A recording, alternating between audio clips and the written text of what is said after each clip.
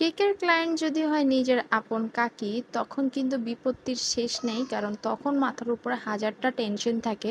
Cake perfect হওয়া চাই, design perfect হওয়া চাই, না তো ইজ্জত থাকবে না।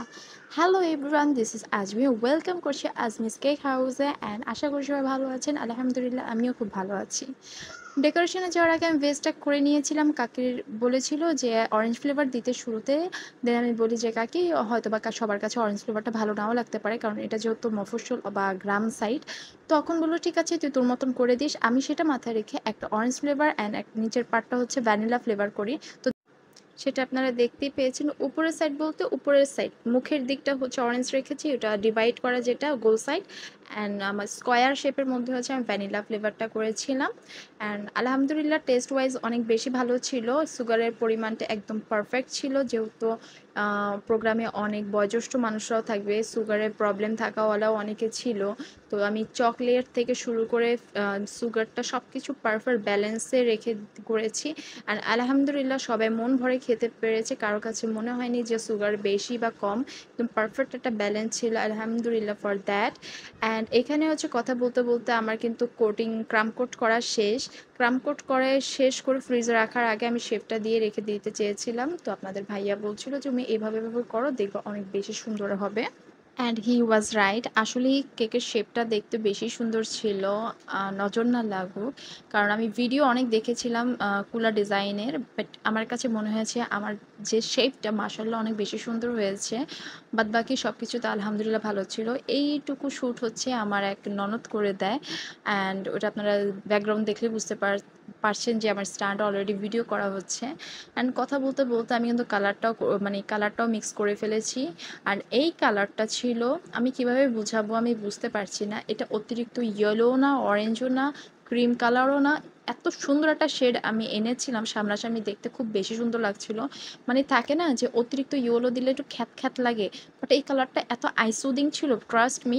যাই হোক বাদ দিই ওইটা, আমি হচ্ছে খুব সুন্দর করে কি বলে ফিনিশিংটা দিয়ে নিচ্ছিলাম। অ্যান্ড এখানে একটা কথা বলে রাখি, যা এখানে যদি আপনারা জিগজ্যাগ ডিজাইন করেন সেক্ষেত্রে কিন্তু আহামরি কোনো ফিনিশিংয়ের প্রয়োজন পড়ে না, মোটামুটি একটা ফিনিশিং দিলেই হয়। বাট আমি ভালো মতন একটু ফিনিশিং দিয়ে নিয়েছি, জাস্ট উপরের সাইডটা বাদ দিয়ে কি এখানেও আপনারা দেখলেই বুঝতে পারবেন যে ভালো মতনই ফিনিশিং দিয়েছি। কিছুটা হচ্ছে একটু অ্যাব্রো থ্যাব্রো ছিল, কারণ হচ্ছে জিগজ্যাগ দিলে ওই ডিজাইনটা এমনিতেই ঢেকে যাবে।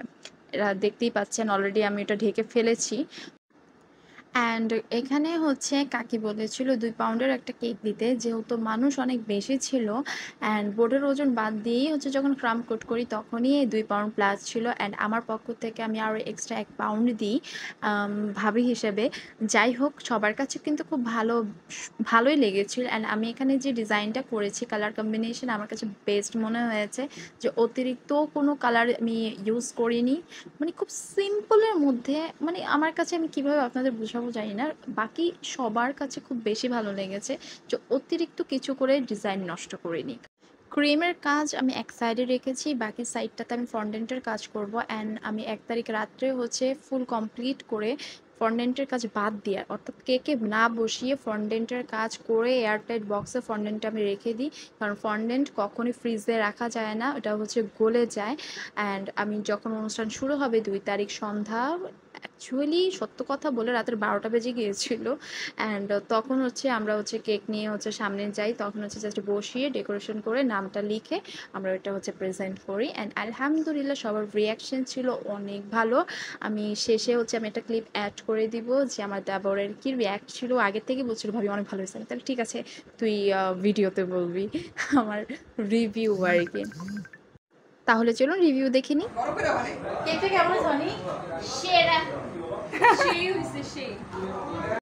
অ্যান্ড এই টাইপের আরও কিছু ভিডিও যদি দেখতে চান অবশ্যই আমার পেজটিকে ফলো দিয়ে আমার পাশে থাকতে হবে। আমার আরও একটি পেজ আছে আমার কেকের ইসের নামে, আজমিস কেক হাউস। ওইখানেও আপনারা চাইলে যুক্ত হয়ে যেতে পারেন অনেক ভালোবাসা দিয়ে। আজকের জন্য এখানে বিদায় নিচ্ছি আমি আজমি। আসসালামু আলাইকুম।